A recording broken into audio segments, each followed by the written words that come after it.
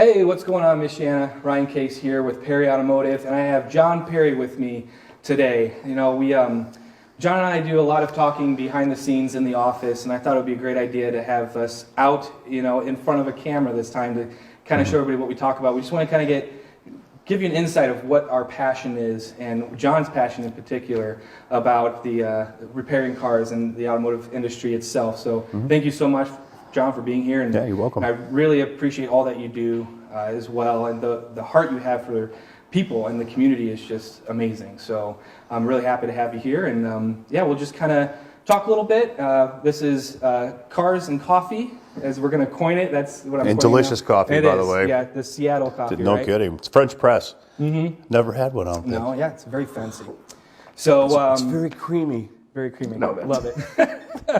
So, we had great news come out about a week and a half ago, that Perry Automotive was voted the #1 automotive repair aftermarket facility in the Michiana area. Yeah. So that was very exciting news. Very exciting. Thank you for voting, by the way. Thank you all. We really appreciate that. So it took a lot of work to get there. And I kind of want to touch on that a little bit. 18 months ago, we did like a 360 of the company, and we made some changes, Right. and kind of went from there. So, what were some of the things that were going through your mind? Well, remember, 18 months ago, we found ourselves in a place that we just didn't feel like the customer was getting the right experience coming in our door. I mean, I don't want to apologize. I still think people are being treated well. Right. I think the repairs are being done well. But when we opened the company, when I did almost 10 years ago now, which is amazing to even think it's been 10 years, right? We wanted to change the culture of automotive repair to where when you went in to have your car repaired, you knew that you were in good hands, that your family was going to be safe. We were going to be able to make the right decisions and be able to have options when we come in. I think over time we got a little bit of away from really being the professionals that we were hired to be. And so remember, 18 months ago we sit down and we were a little bit defeated, but a little bit empowered to make changes to move on for our future. And we said, we're going to hire the right people. We're going to pay them really well to take care of people first. It's not about money. No. It's about taking care of people. And that was the whole foundation of the company when we started. If you take care of people first, everything else makes sense. Oh, yeah. Right? Let's pay people better than anybody else can pay. Right? Let's hire the right people and hold them to a standard that nobody else has. Let's not take excuses from our employees any longer on being mediocre, but being empowered to be great and to finding something exciting in them and unlocking the possibilities of their lives so they can take home more finances for their family. That's what we're in business for, is to change people and to change people's lives. If all I did was fix cars, I wouldn't do this for a living. Yeah. So we did that. We've done a pretty darn good job. And I said darn. Done a good job of changing the culture of our company in the last 18 months. Not that it was broken, but it just didn't look like what I thought. It's so easy to get away from, the roots. You started your business, for a certain reason, like you just mentioned, and then you just kind of get in the monotony of it, right? Right. It's just, and then next thing you know, you're just like, I did this for this reason, and now our principles are not lining up exactly the way we envisioned it to be. And that reset, that renewing your mind is a great way, a great thing to do. And I wish more companies did that sometimes. Yeah, and I also got in the habit of there's something to crossing your T's and dotting your I's daily, right? I got in the habit of really kind of looking in the mirror every day and saying, am I proud of the product that I produce today? Can I sleep well at night knowing that I did everything I could to make sure people were treated the right way or empowered our employees to do the right thing? I'm not perfect at that, and I'm sure you're not either. We've talked about this. But the reality is if you really try hard to empower your people to do better, but first you empower yourself to cross your T's and dot your I's. Maybe make your bed in the morning is one of those moments, right? Yeah. Then you start to realize, the importance of that, and then it becomes habit forming. And once it becomes habit forming, it becomes just part of the systems that we do every day. Every day we do a 360 view on every vehicle that walks in our door, that drives in our door. Hopefully not walks in, that'd be a weird car that walks. But if they drive in our door, we want to know what's going on with that vehicle. What maintenance items are needed? Is it broken? I mean, is it unsafe to be on the road? Our customers have the right to know that, right? yeah. If it's unsafe. I realize everyone has a budget, but I'm not going to look at your vehicle and repair your vehicle and give you an opinion based upon your pocketbook. I'm going to give you an opinion based upon the safety of your family. Right. And I think once we decided to, the things really started to change for our company. People understood we cared about them, and we care about their children's safety. Oh yeah, and that's one of the main things that I love about you and love about the route we're going right now is the fact that we care about people and their families. We want to make sure you're safe on the road. This is a heavy piece of equipment that people take for granted. Right. They really do. I get it. We have the everyday, we got to make it 9 to 5 to work, and we have soccer practice and all of that kind of stuff. And you just kind of forget that this machine can do some damage if not properly taken care of. And not just to you and your family, to other people out on the road as well. Absolutely. I mean, there's safety issues that people don't realize, especially in different seasons. I mean, in South Bend, you get the extremes on each end. Yeah, severe weather climate. Oh my gosh. And that's what most people don't understand. We are in a severe weather climate area, and you have to base everything on a severe weather climate, including when you purchase tires. You better purchase the right tire. Right. You don't want to buy a tire too hard, or it's not going to have great traction in the snow and ice, right? So you're always balancing the balancing act on should it be, should I buy this tire or that tire? I mean, and that's what we've trained our people to do, is become professionals in their area of expertise to say, this is the tire you should purchase for your need assessment. And we've worked hard on that. And every day is a struggle to do that. But that's what I'm very proud of what we've produced in 18 months. Oh yeah. And in 10 years, quite frankly, I'm very proud of the product we put on but 18 months especially, we've really worked hard. That's why I'm extremely proud of this award that we received. It was hard work. Yeah. It's it not really like was. we just got nominated and then people voted for us. I mean, which I appreciate. But I mean, we really put a lot of hard work into becoming the best example of automotive repair in our industry. We want to be the best automotive repair facility in the United States or even in the world. And that's a great goal to have. And it's a great goal. I mean, if you come up 60% of that goal, you're in good shape, right? Yeah, definitely. But it's always good to have high standards. And that's the other thing. When you have high standards like that, it's okay. Yeah. It's okay to have really difficult standards because if people get 60, 70, or 80% of that standard, man, you're doing really well. And I was always apologizing for having high standards. Yeah. And the one thing I've learned, especially with employees in today's climate, you got to have standards, and people thrive within good standards. Oh yeah. They'll fail without them. Yeah. So we've realized when you have great accountability, right? Yeah. When you have great accountability, you have great success.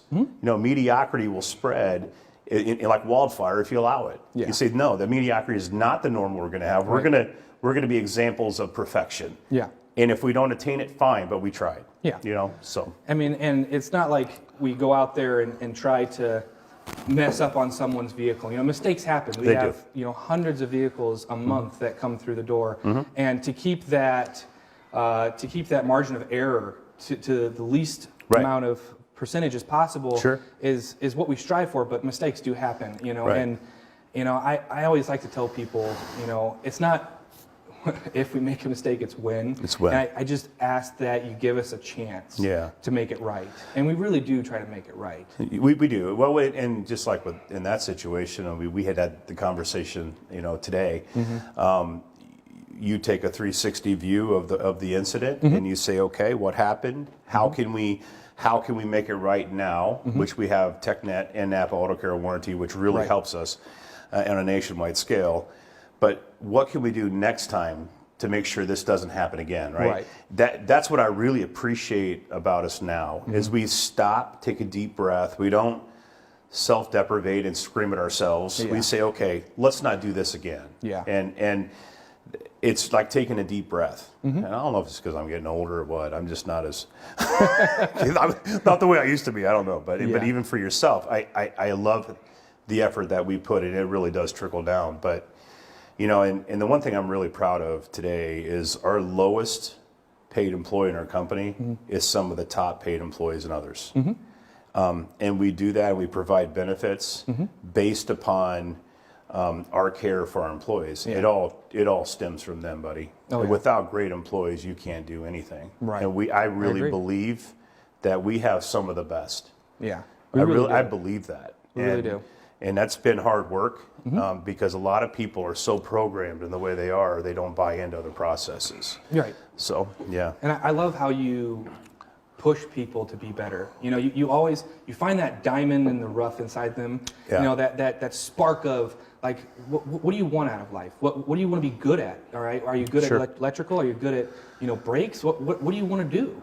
Right. And I love sitting through interviews with you on that because you just, you read people really well and you can see it and you go, this is what I'm seeing. And they're just like, yep. And it's like, okay, well, let's help you get there. Right. And I absolutely love that. And the amount of education that we have now incorporated into the company. There was education before, but it's great to see how well we're doing on pushing that, moving Sure. forward. Requiring people to get certain certificates. Like Valvoline, going through the Valvoline training. Why would you be working on this vehicle if you don't have the product? It doesn't make Makes any no sense. sense. Right. And it's not just for your employees. It's everyone. It's me. It's you. It's everybody in the back office, the front. The service writers have to go through almost the same training as the technicians. That's correct. Obviously, a little different with the technician side than the service writer side, Sure. but it definitely makes a difference. And I think people can tell that now, where when they walk through the door, they go, "These guys know what they're talking about." Well, that's the key. Yeah. You don't want to go to an auto repair center that knows nothing about auto repair, right? Yeah. Well, that I don't anyway. I don't want to go buy a steak from someone that doesn't know what kind of steak you're going to get, right? Oh, right. So I think that was one of our first things 18 months ago is let's hire people that know what they're doing and that are willing to grow and do it our way, right? And and that was huge, for us. Not that people that were there before us didn't have that. Right. I think now with the parameters we put in place, we have extremely talented people. And I know I keep hammering that home, but Perry Automotive is only as good as the weakest link. Yeah. That's very true. And together we try to achieve something, but for the success of the customer, right? Yeah. And they pay our salaries, the customers do, and I'm really proud of where we are, and I know my wife is too. And there was a time that you go out and you see someone in a grocery store, maybe someone say, "Hey, I was there, but I had an oil change, and you didn't check my air filter," and we're like, "Oh, I'm sorry, that shouldn't have happened." But at the end of the day, those things do happen, and we've done a really good job of creating processes to make sure that those are being done on a consistent basis. So, and to touch on that too, I think a lot of people know this, but if not, we are a Christian organization. Yes. And we have Christian principles. We Absolutely. don't, hold people to say, hey, when we hire someone and go, you have to be Christian to be here. No. Right. Like we understand everybody has their belief system. That's right. But the pillars, call them, of Perry Automotive are based off Christian beliefs. Absolutely. And, that's, I think, rarer now. I don't want to speak for everyone,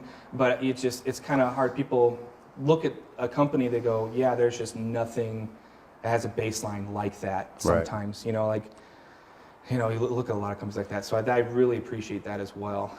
And I think that's one of the things is say, do you respect the fact that I'm a Christian? You don't have to be a Christian, but you have to respect the fact that our family is. Yeah. Our core principles are. Yeah. And the reality is most people that come in our door are going to have some sense of faith or some sense of understanding that we have faith when they walk in the door. And I'm not ashamed of the gospel of Jesus Christ, and I'll say that, no matter where I'm at. And at the end of the day, I am a changed, redeemed, different individual than I was before. Oh, yeah. I was a believer. And I believe there's a lot of unlocked possibility in everybody, but the unlocking the possibility in my life was the day that I received Jesus Christ as my Lord and Savior. That's great. Right. And there's a lot there too. Like I said, like renewing of the mind. There's a lot in that helps us, just at the core, in the back office, in the higher ups, if you will, figure out where we're going to go next, and having faith in that everything is going to be okay. It's going to be provided in the end too, because there are times you sit there, you're just going, okay, what's going to happen next? And you no one knows. I mean, it's the truth. Well, you own a business, you say that a lot. What's going to happen next? How am I going to make payroll? How are we going to pay for this? There's no crystal ball. No, there's not. And you just don't know where the economy's going to go. Right. You don't know what the weather's going to bring. A lot that has to do with it. Sorry, And I don't know why I'm wiping the table off. It's just a habit. But yeah, I think it's great. So a lot of work has been done, and yeah, I mean, is there anything else that you like to add on to that for everybody else out there?